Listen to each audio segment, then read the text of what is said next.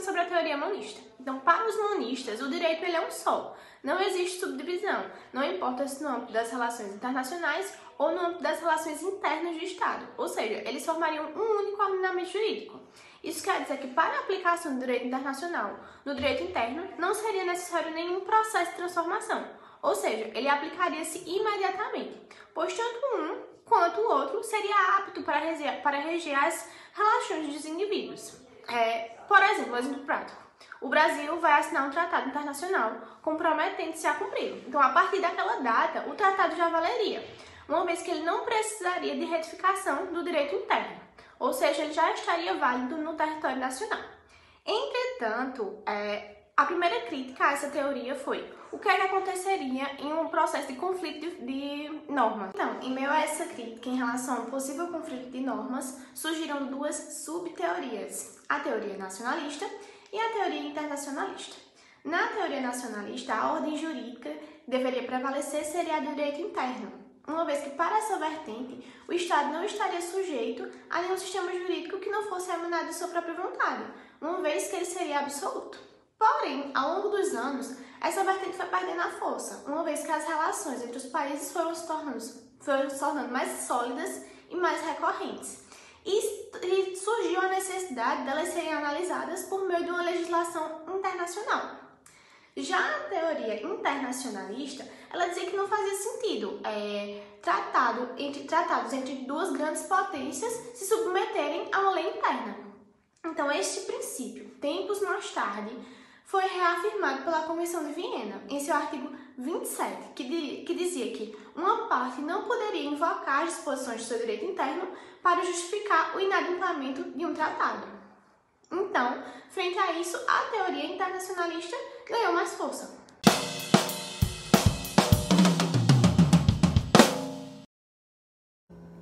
Olá, eu sou Maria Vitória e vou falar um pouco sobre o monismo no direito internacional. Nessa apresentação eu resolvi explorar as visões de 3 autores importantes sobre o monismo no direito internacional. Bem, basicamente o monismo é uma teoria que defende a ideia de que o direito internacional e o direito interno são uma única coisa, com uma única fonte e aplicação.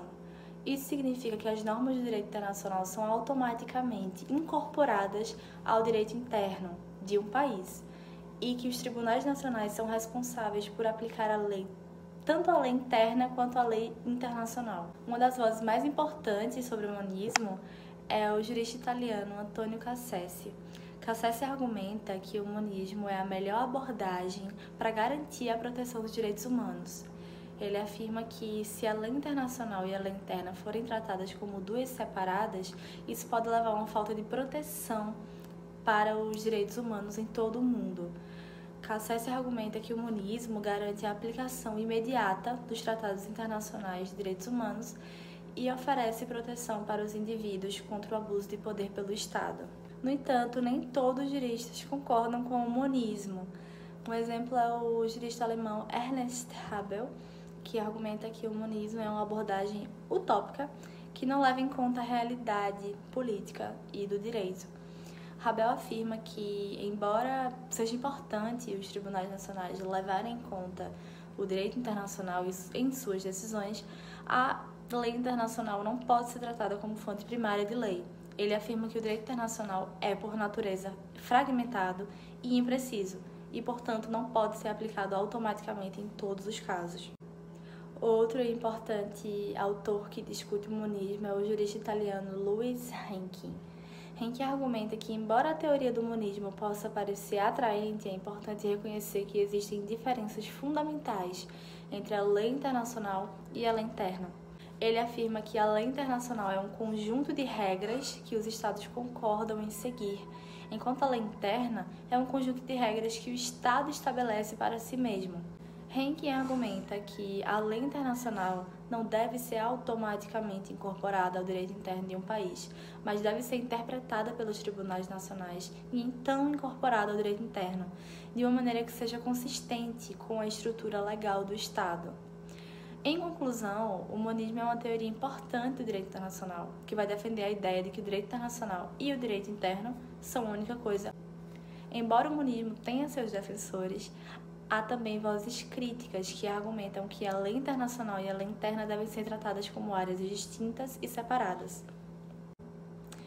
Como vimos, os juristas Antônio Cassese, Ernest Havel e Louis Heinken têm visões diferentes sobre o humanismo internacional, e é importante considerar todas essas perspectivas ao avaliar a teoria do humanismo.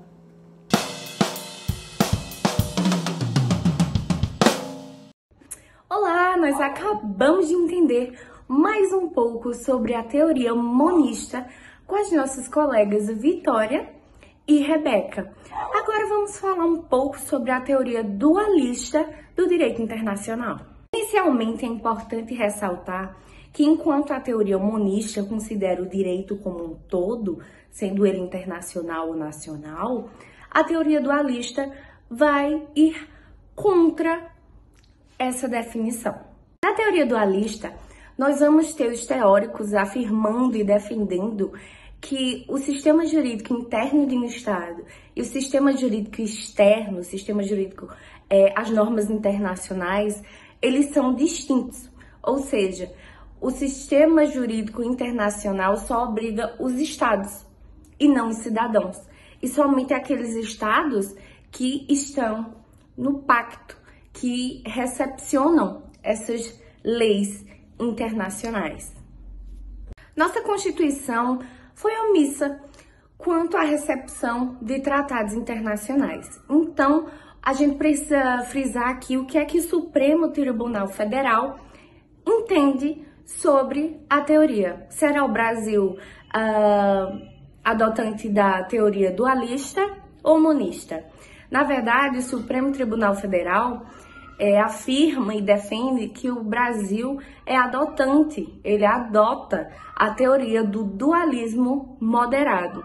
Ou seja, tratados internacionais, quando recebidos pelo nosso sistema jurídico, eles têm caráter de lei ordinária. Contudo, sendo um tratado internacional versando sobre direitos humanos, aí nós temos uma norma supralegal. Ou seja, nós temos um dualismo aí que não excede, mas também não é inferior às normas internas.